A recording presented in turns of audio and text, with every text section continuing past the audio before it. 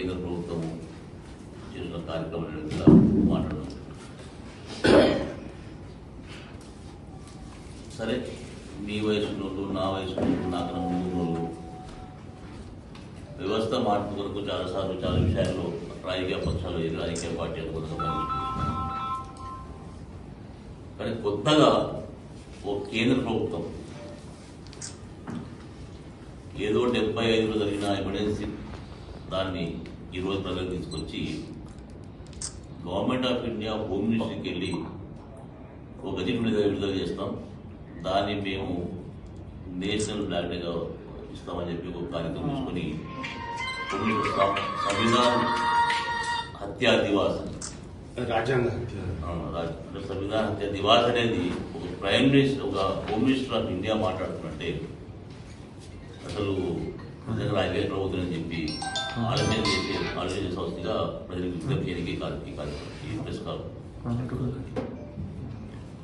Emergency అనేది రాజ్యాంగంలో పొందుపరిచిన ఆర్టికల్ 4లో వినియోగించుకొని ఇందిరాగాంధీ గారు అంటే స్వాతంత్రం వచ్చిన తర్వాత నెహ్రూ గారి నాయకత్వంలో ఏర్పడిన ప్రభుత్వాలు ఈ భారతదేశంలో స్వాతంత్రం వచ్చినందుకు స్వయం ప్రతిపత్తి వచ్చింది, మన రాజ్యాంగం రచించుకున్నాం.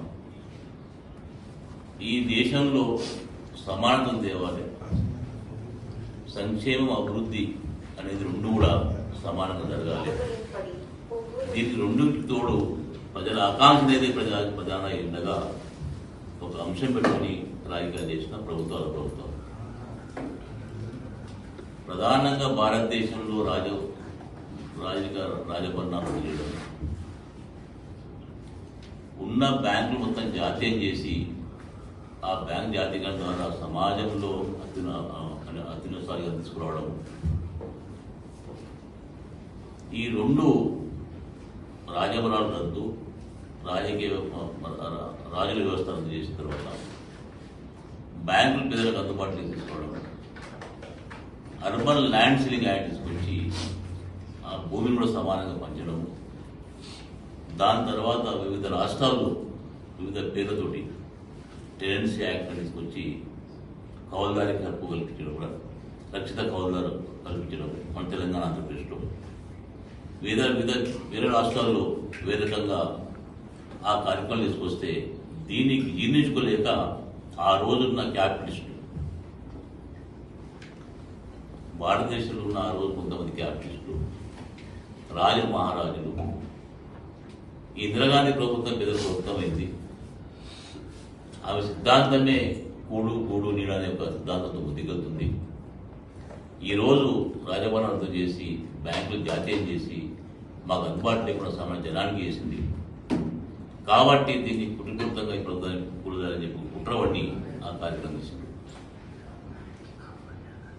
దానికి ముందు మనం ఒకసారి నిమ్మదేసుకుంటే నేను డేట్స్తో చెప్పదలుచుకున్నాను. గుజరాత్లో కానీ బీహార్లో కానీ ఉగ్రవాద హింస జరగడం విపరీతంగా, కేవలం ఉద్దేశం ఏంటంటే కాన్స్టిట్యూషన్ ఆఫ్ ది స్టేట్, ఈ ప్రభుత్వానికి కూల్చాలనే ఉద్దేశంతో అలర్ట్ స్టార్ట్ కావడం.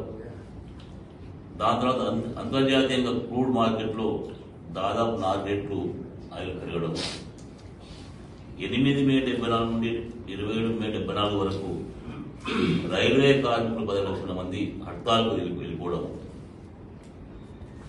దాంతోపాటు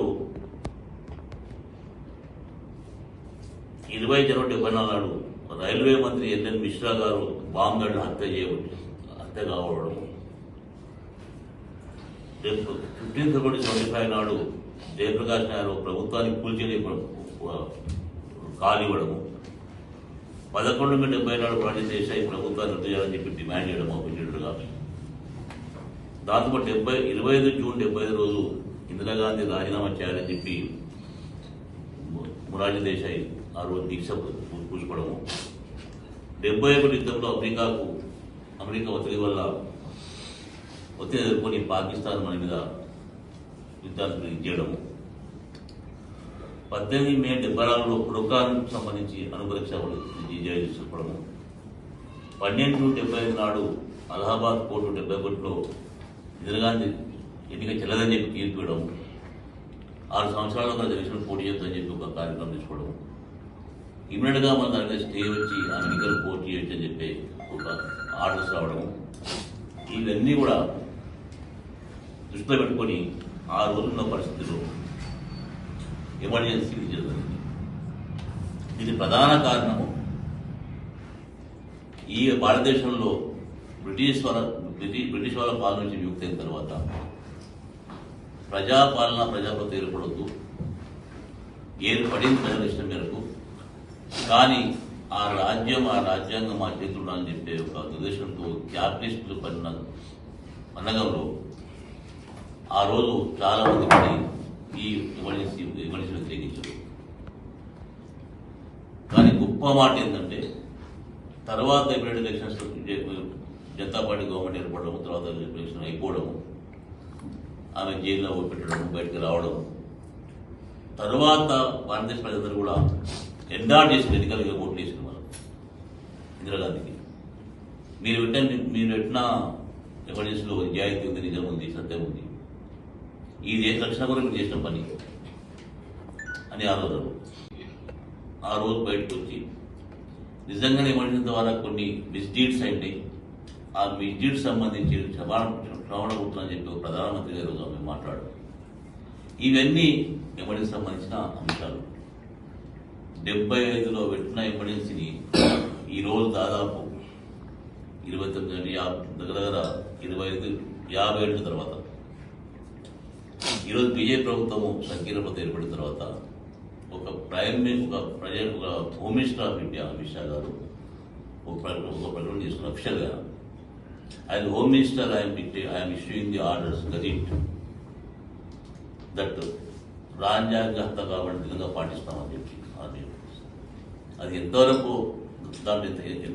నిజాయితీ అనేది ఈరోజు ప్రజలు గమనించాలని చెప్పి నేను ప్రజలకు చేస్తున్నాను. ఇంకా భారతదేశ ప్రజలు మతానికో, కులానికో, వర్గానికో, జాతికో పనిచేసే రోజులు పోయినాయి. ఇంకా దాంట్లో మీకే ప్రయత్నం చేస్తున్నారు. గతంలో బీజేపీ ప్రభుత్వం ఒక్కొక్క అంశాన్ని ముందు తీసుకొచ్చి ఆ రోజు రథయాత్ర అని చెప్పి, దాని రామందిర్ అని చెప్పి, దాని తర్వాత ఈ దేశంలో ఉన్న లౌకిక వాడిని తీస్తామని చెప్పి కేవలం ఓ మతాన్ని అడ్డుపెట్టుకొని పాలిస్తుంటే కూడా ఇంకా డెమోక్రాట్స్ ఇప్పుడు సహించడానికి వీల్లేదని చెప్పి నిర్ణయం తీసుకున్నారు. ఏదైనప్పటికీ కూడా ఒక బీజేపీ రాజకీయ పార్టీ ఎమర్జెన్సీ లీడ్స్ను ఈరోజు ఎవరేసుకొని వాళ్ళు ఈరోజు ఏమైనా కార్యక్రమం ఇస్తే దాన్ని తప్పుకోవటం లేదు. ఒక రాజకీయ పార్టీ చేయొచ్చు, కానీ ప్రభుత్వ పరంగా హోమ్ మినిస్టర్ గారు ఈరోజు గజెట్ విడుదల చేసి దాన్ని ఈరోజు సంవిధాన హత్య దివాస్ అనేది ఎంతో అంటే దీన్ని ముక్త కంఠంతో భారతదేశంలో ప్రజలు డెమోక్రాట్స్ ఖండించాల్సిన అవసరం ఉంది. ప్రధానంగా యువత ఈరోజు దీన్ని ఒకసారి నెమరేసుకొని ఈ దేశం మాది, ఈ దేశాన్ని రక్షించుకోవాలని చెప్పి ఉద్దేశంతో ముందు రావాల్సిన అవసరం ఉంది. రాజకీయ పక్షాలు ఎన్ని ఇజాలున్నా ఏమున్నా దూరం ఉన్నా కూడా దీంట్లో సన్నిహితంగా ఖండించాల్సి ఉంది. మీకు ఒకసారి సందర్భం చెప్తాను నేను. గతంలో ఎమర్జెన్సీలో ఆ ప్రభుత్వాన్ని వ్యతిరేకించి జైల్లో పాలైన చాలామంది నాయకులు ఉన్నారు. మైనారు అప్పట్లో మేము 70లో చదువుకుంటున్నాం, మాకు అంత తెలియదు. కానీ తర్వాత పుస్తకాలు చదవడము, వాళ్ళు పరిచయం కావడము, తర్వాత జైల్లో కొంతమంది కలవడము, అవి చూస్తుంటే ఆ రోజు వాళ్ళు వేయలేదు. నిజంగానే మేము హక్కులకు భంగం కలిగిందని చెప్పి ఆ ఆర్టికల్ పుట్టే చేశారు కాబట్టి దాని మనిషిని వ్యతిరేకించారు. కానీ నిజంగానే ఆ రోజు ఇందిరాగాంధీ గారు ఈ మనిషిని ప్రకటించకపోతే, ఇంపోజ్ చేయకపోతే, ఈ భారతదేశ అతను తప్పకుండా మరోసారి క్యాపిటలిస్ట్ చేతిలో పోతుండే. క్యాపిటలిస్టులు ఈ దేశాన్ని పాలిస్తని చెప్పి చాలా సందర్భాల్లో చాలా మేధావులు మాట్లాడారు. ఇప్పుడు బతుకున్న మేధావుల్లో మనకు పరిచయం ఉన్న హరిగోపాల్ మాట్లాడి మాట, ప్రొఫెసర్ జాదవ్ మాట్లాడింది ఇప్పుడు ఏడైనా, అంటే మన ఉమ్మడి ఆంధ్రప్రదేశ్లో పనిచేసుకోవాలి. ఆర్ఎస్ఎస్ సంబంధించిన పెద్ద నాయకులు మాట్లాడిన రోజులు సెమినార్లో, నేను చాలా సెమినార్స్ అటెండ్ చేసిన రోజులు, ఆర్ఎస్ఎస్ వాళ్ళు కూడా పూర్తిగా ఆ రోజు దీనికి వ్యతిరేకించలేదు. అటువంటిది ఈరోజు సందర్భం లేదు. ఈరోజు రాహుల్ గాంధీ గారి నాయకత్వంలో ఇండియా కూటమి మొత్తం ఏకమై ఒక గట్టి అపోజిషన్ పార్టీగా ఉండి